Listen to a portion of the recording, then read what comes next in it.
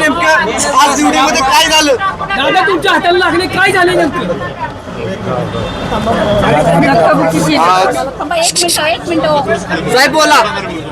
बिंदास्त बोला. आज जिल्हा परिषद साताराच्या अध्यक्ष उपाध्यक्षाच्या निवडीचा कार्यक्रम होता आणि शिवसेना राष्ट्रवादी काँग्रेस आमच्या युतीकडं आम्ही मतदानाला येताना 33 सदस्य एका वाहनातनं आलेलो आपण सुद्धा सगळ्यांनी पाहिलेलं आहे.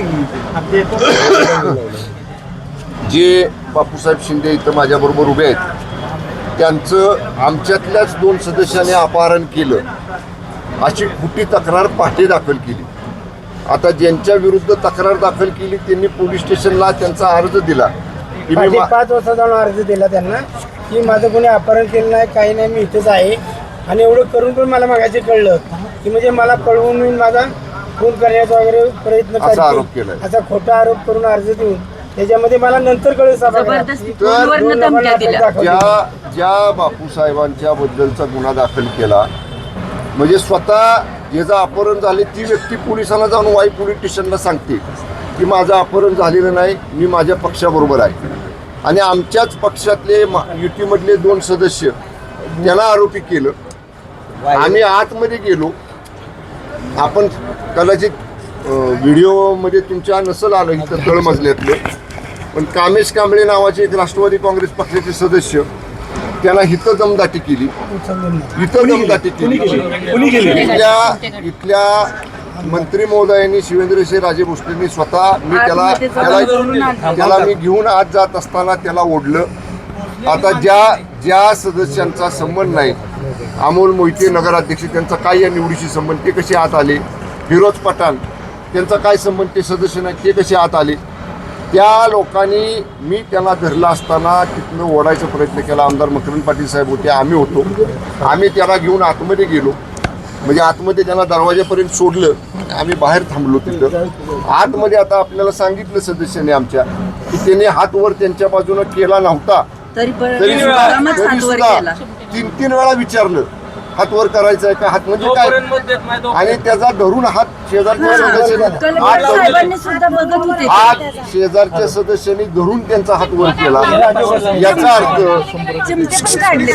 अर्थ म्हणजे प्रशासन हे पूर्णपणे प्रशासन लोकशाहीचा खून करणारं प्रशासन आहे, लोकशाहीचा गळा घोटणारं प्रशासन आहे. मी सांगतो, ज्या 2 सन्मान्य सदस्यांच्या विरुद्ध त्याने अपहरणाचा तक्रार केली ते बापूसाहेबांनी स्टेटमेंट पोलीस स्टेशनला दिलं होतं. त्या सदस्यांना आम्ही सभागृहामध्ये त्यांना घेऊन जात असताना मी त्याला धरलं होतं. आमच्या मांडवे संदीप मांडवेला 10 पोलीस मला ओढत होते. 10 पोलीस, मी पालकमंत्री आहे, राज्याचा मंत्री आहे. आबा तिथं माझ्या मदतीला आले. आबांना 4-4, 10 पोलीस धरत होते. म्हणजे राज्याच्या मंत्र्यांना जर पोलीस आता माझ्या हाताला लागलं, रक्त आलं त्या हातातनं, मी त्याला रुमाल बांधला, ते सगळं होईपर्यंत नंतर पट्टी या ठिकाणी केली. म्हणजे पोलीस सुद्धा घरगाड्यासारखं वागले, घरगाड्यासारखं. ज्यांचं त्यांना भारतीय जनता पक्षाच्या घरगाडीसारखं काम सातारा पोलिसांनी केलेले अत्यंत निंदनीय कृत्य आहे, लोकशाहीचा गळा घोटणारं कृत्य आहे. निश्चितपणे याचे पडसाद सातारा जिल्ह्यामध्ये तीव्रपणानं उमटतील. आणि आम्ही जरी महायुती सरकारमध्ये मंत्री असलो तरी शेवटी आमचे पक्ष आहेत, आमच्या पक्षाचं काम करायचा आम्हाला अधिकार आहे. पक्षाचं काम करताना पोलीस बळाचा वापर केला त्यांनी, पोलीस बळाचा 100 साध्या देशाचा. जिल्हाधिकारी सुद्धा त्यांच्या प्रक्रियेमध्ये असताना त्या प्रक्रियेमध्ये आज जाऊन सगळे मंत्री आणि आमदार सरळ सांगतात आम्हाला मतदान करा, CCTV फुटेज बघून घ्या. याचा अर्थ प्रक्रियेमध्ये जाऊन आतमध्ये जाऊन जर बोलत असतील तर लोकशाही कुठली राहिली ते. आणि मी एक सांगतो, आता भाजप ढोल ताशा वाजवू दे, पण नैतिक विजय हा शिवसेना राष्ट्रवादी काँग्रेस पक्षाचा आहे. आमचे 37 सदस्य होते, आमच्या 2 सदस्यांना त्यांनी घेऊन गेले, शिवसेनेच्या राष्ट्रवादीच्या 2 सदस्यांना घेऊन गेले. आता त्यांच्यावर डिस्क्वालिफिकेशनची प्रक्रिया पक्षामध्ये आम्ही सुरू करणार आहे, तो भाग वेगळा आहे. पण अशा पद्धतीनं बहुमत कुणाला दिलं होतं जिल्ह्यांनी? 37 सदस्यांना निवडून देऊन राष्ट्रवादी काँग्रेस पक्ष शिवसेनेच्या युतीला सातारा जिल्ह्यानं जिल्हा परिषदेतलं बहुमत दिलं होतं. जनमताचा अपमान, जनमताच्या निर्णयाचा घोर अपमान प्रशासनाच्या, पोलिसांच्या, जिल्हा प्रशासनाच्या मदतीनं भारतीय जनता पक्षाने या जिल्ह्यामध्ये आज केलेला आहे. ठीक आहे, आता त्यांना क्षणिक आनंद मिळेल, पण घोडे मैदान दूर नाही. पुढं खूप मोठ्या मोठ्या निवडणुका येणार आहेत इथनं पुढच्या काळामध्ये.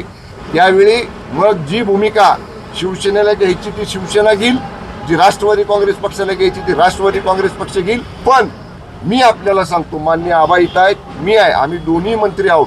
येणाऱ्या मंत्रिमंडळाच्या बैठकीमध्ये हा विषय आम्ही संपूर्ण राज्याच्या मंत्रिमंडळापुढे मांडणार आहोत.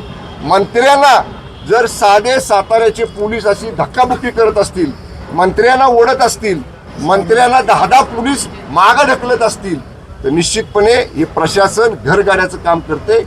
या प्रशासनाचा निश्चितपणे आम्ही तीव्र निषेध करतो आणि जिल्ह्यामध्ये याचे कडक पडसाद आपल्याला उमटतील. मान्य आबा आपल्याशी बोलतील. बाहेर येते, तर अशा भाजपच्या राज्यामध्ये आपण सत्तेत राहावं असं वाटतं का आबा तुम्ही किंवा शंभूराज देसाईंना असं वाटतं आम्ही का? आता रविवारी मुंबईला जातोय. मी हा सगळा इतिवृत्तांत माननीय एकनाथजी शिंदे साहेब आमचे मुख्य नेते आहेत, त्यांच्या पहिल्यापासून आतापर्यंत काय काय घडलं हा सगळा इतिवृत्तांत भेटून समक्ष मी शिंदे साहेबांना सांगणार आहे. मान्य आबा सुनेत्रताई वहिनी साहेबांना आणि तटकरे साहेबांना हे सांगतील. आमच्या वरिष्ठ नेत्यांना आम्ही सगळी हकीकत सांगू कशा पद्धतीने हे घडलं आणि त्यानंतर पुढचा निर्णय आम्ही घेऊ. दादा तुमच्या हाताला नेमकं जेव्हा मला दुखायला लागलं, रक्त पडायला लागलं, तेव्हा माझ्या लक्षात आलं की तिथं कापल्यासारखी जखम झालेली आहे. म्हणून तात्काळ माझा एक बॉडीगार्ड माझ्या बरोबर होता, तिनं रुमाल काढून दिला. त्या रुमालानं मी तो हात दाबून धरला, रक्त थांबू दिलं तिथलं, आणि ही सगळं संपल्यानंतर मग मी डॉक्टरला बोलून ते स्वच्छ करून घेतलं आणि डॉक्टरने त्याला बँडेज तुम्ही केलं. तक्रार दाखल करणार आहे का? या तुम्हाला जे लागलंय, तुम्हाला रक्त आले दादा, तर तुम्ही तक्रार दाखल मी करणार आहे सांगतो का? ना तुम्हाला, याची सुरुवात भारतीय जनता पक्षाने केलेली आहे. ह्याचा शेवट आम्ही दोघं तिघ जण मिळून करू जिल्ह्यात. चला, धन्यवाद.